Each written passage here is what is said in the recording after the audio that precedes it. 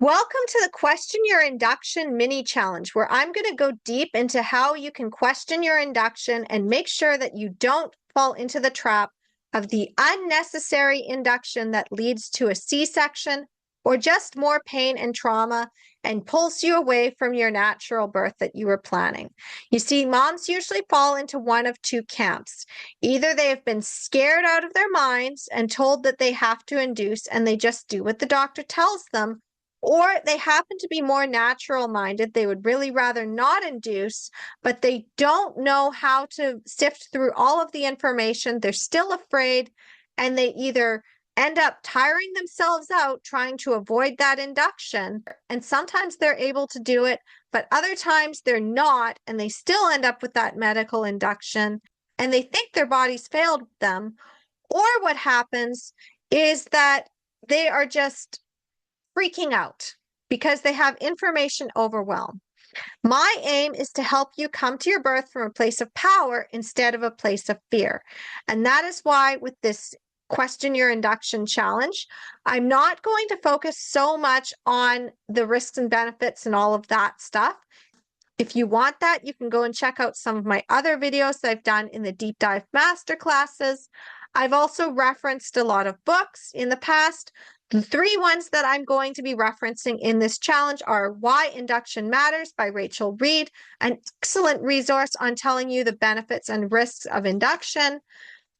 In Your Own Time by Dr. Sarah Wickham. This one, again, has a lot of evidence and information on induction and different variations. And finally, Labor Induction, Why, When, and How by Hensi Goer, which is the newest addition to the induction series. And I just wanted to let you know that these three books are in my collection. I am happy to give you additional references. I have many more resources to draw from. I have articles that I can pull from. My goal is to help you come to your birth from a place of power instead of a place of fear. In fact, in this session, we are going to tackle fear. Now, if you're not familiar, then you may not know about my 4 sources of fear. I talked about them earlier this year inside of the Reset Your Mindset for Empowered Birth mini challenge. I also go over these 4 sources of fear inside of your Empowered Birth workshop at a deeper level. And finally, I tackle fear as one of my main components of your Empowered Birth Academy. You see, when we are stuck in fear, we have something called cognitive dissonance, and it means that old information is conflicting with new information, such as if you were told that you always need to trust the doctor and that something can go wrong if you don't induce, and then you get information from the outside world saying you can say no to induction, you don't know which side to listen to. Your brain is basically in conflict and you're in information overwhelm. Another thing that can happen is confirmation bias, which means that you're gathering information from only one side, but you haven't resolved the cognitive dissonance. So it doesn't matter how much information you accumulate telling you that you don't need to induce. All it takes is for your care provider to push that one button that causes you to go back into fear. And if you haven't handled the fear, then what happens is you tend to just drop everything. This is what happened to me. Now, I didn't induce. However, I did give up on my home birth and I agreed to a hospital birth. But because I understood cognitive dissonance and because I understood about statistics and likelihoods of things actually happening, and I sort of understood about complications versus deviations of could, might, possibly, maybe happen, I was able to then say no to the induction and let my baby come at 41 weeks on his own. But if I didn't have that framework, which came from psychology, it didn't come from birth, and it also came from consumerism as somebody who is a discerning consumer, as well as someone who worked in retail and understood sales psychology, I was able to then piece together my own plan to make sure that I didn't fall into that induction trap that a lot of moms do fall into when they're told that their baby is too small. because there is a very serious complication that can arise when you have a small baby. It's called intrauterine growth restriction. And I didn't have enough information on intrauterine growth restriction versus small for gestational age at the time that I was pregnant with my son to make a decision to stay home. However, I did say no to the induction. Inside of Why Induction Matters by Rachel Reed, she actually does cover intrauterine growth restriction versus small for gestational age if you would like to know more about that. So she really does go into depth. This is one of my favorite resources to give to all of my clients. It's the one that I gave to Jenny. A secondary favorite resource would be Labor Induction, Why, When, and How by Hensi Goer. This is a new edition that came out in the springtime of 2025 when I was already recording induction videos and I had been doing my Reset Your Mindset for Empowered Birth mini challenge around the same time. So understanding that this book was released officially closer to the summertime, and Hensi Goer herself gave me an advanced copy in the springtime to go through so that I would be able to review it for her. And I'm telling you, this book has a lot of information that you're going to want to have to make decisions around induction, because it's all about getting the data, making a plan, and taking charge of your birth.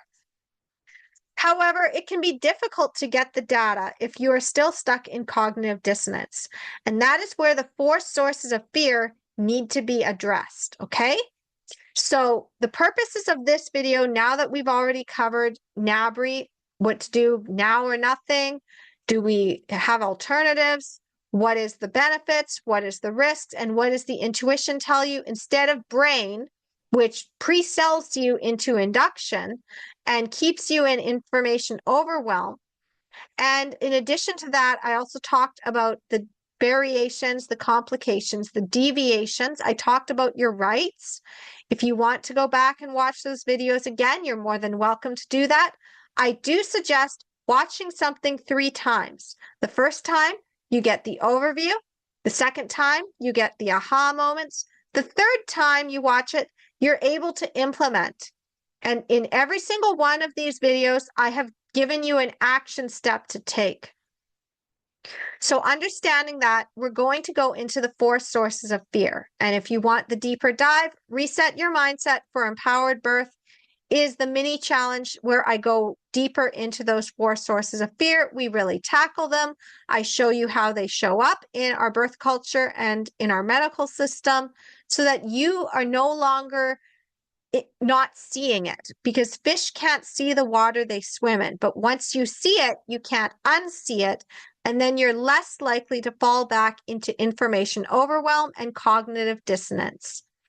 So the first layer that we need to tackle is your family of origin.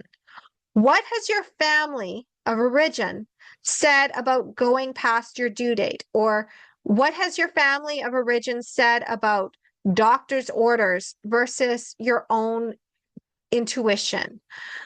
Whatever those fears are, they're at the base layer.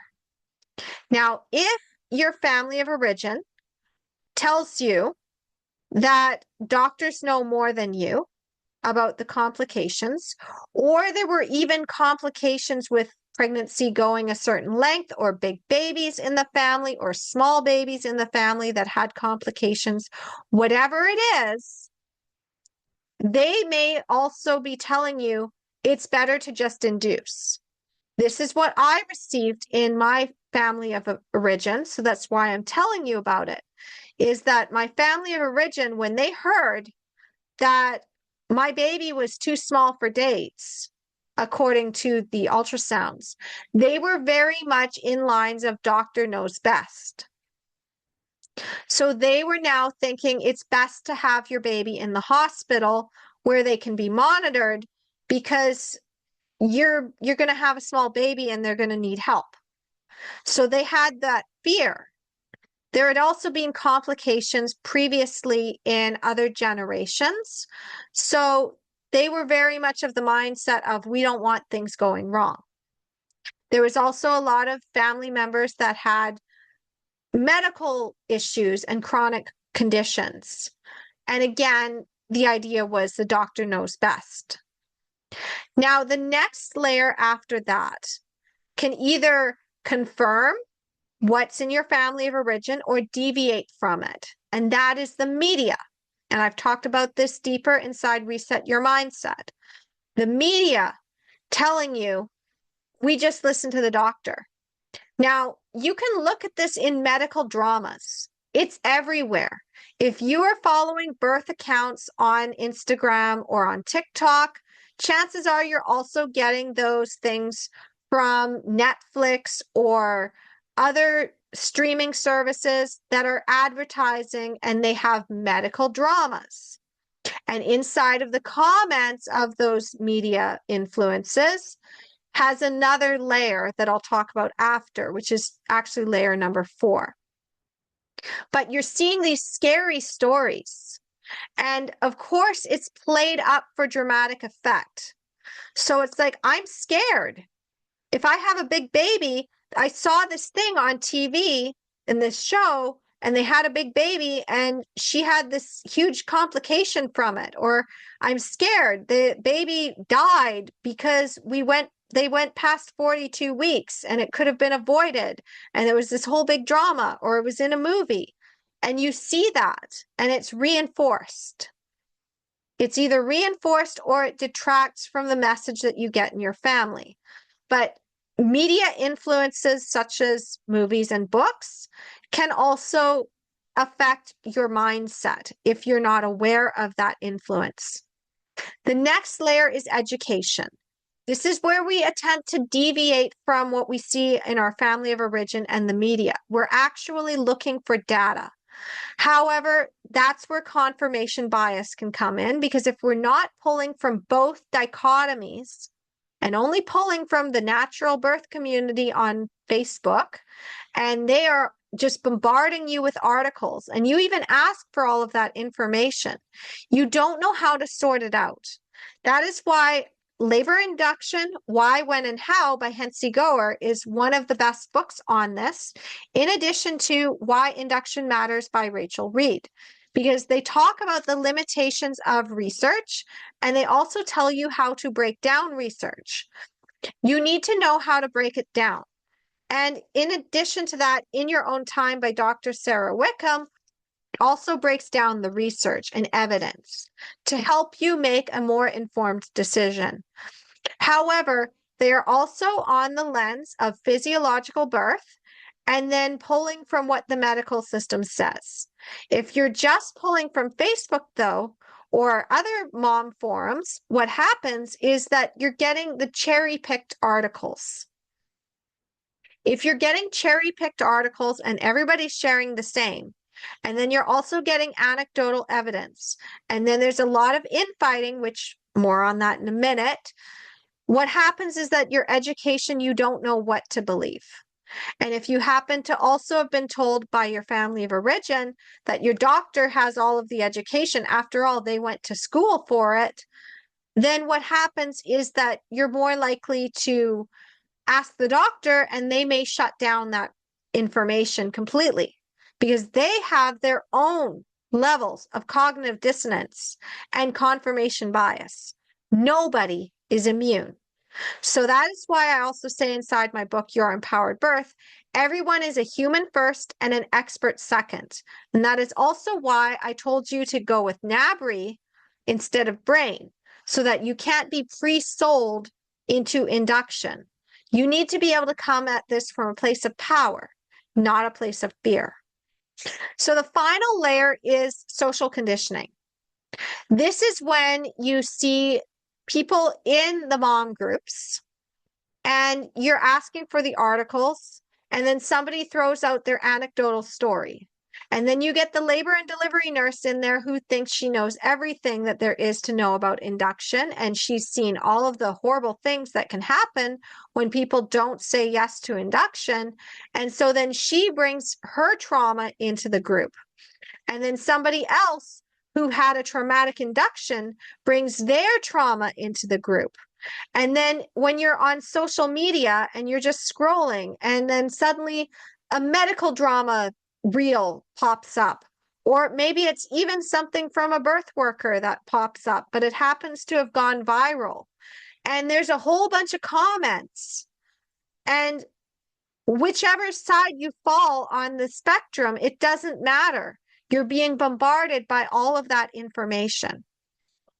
The empowered birth method helps you sift through that. The empowered birth method is, I believe, you are your own best expert.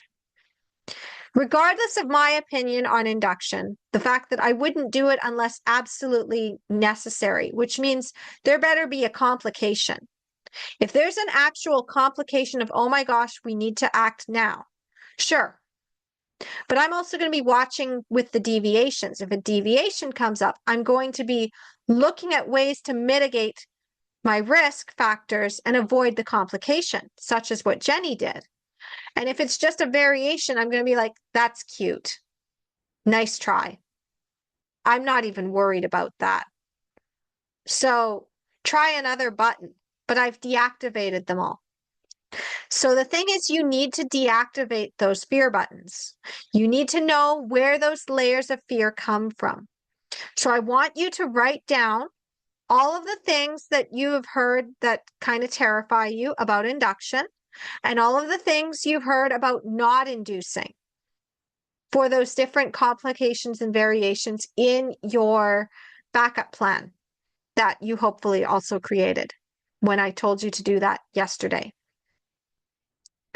And then what you're going to do is you're going to look at where those sources of fear came from. And you're going to see how many layers deep it is. And then in addition to that, as you're digging up all of these fears, you're going to be practicing deep breathing, okay? You're going to take deep breaths like you do for yoga into your diaphragm. And then you're going to count to 3. 1, 2, 3. Exhale and let out the fear. Because honestly, you're not inducing right now. You're not at the hospital currently being induced. You have time to sift through those fears. And then tomorrow, I'm going to tell you about how to apply the birth consumer mindset to this. Okay? So, if you found value in this video and you found value in this challenge so far, all I ask is that you pay it forward. Please like, share, subscribe, pass this on to other moms. A drop in the ocean creates ripples. Many ripples create waves, and enough waves can change the tide. Here at Empowering Moms, I'm all about changing the tide, and I believe every birth can and should be a beautiful and empowering experience. I'm committed to you having an empowered birth, whether you work with me directly or not, whether you get any of my courses, whether you go and get my book, whether you go into self-study VIP, or you just stay and do it yourself. You deserve to have your empowered birth, because how you come to your birth is how you come to other areas of your life. There's a ripple effect.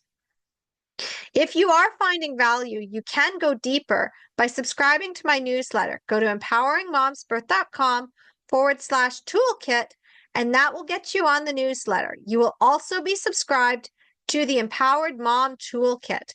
This gives you access to all of the book bonuses from any book that I create. Currently, I have Your Empowered Birth, which is in the Empowered Birth Wisdom section. And then also I'm working on a book called No More Mommy Martyr, The Path to Sovereign Motherhood.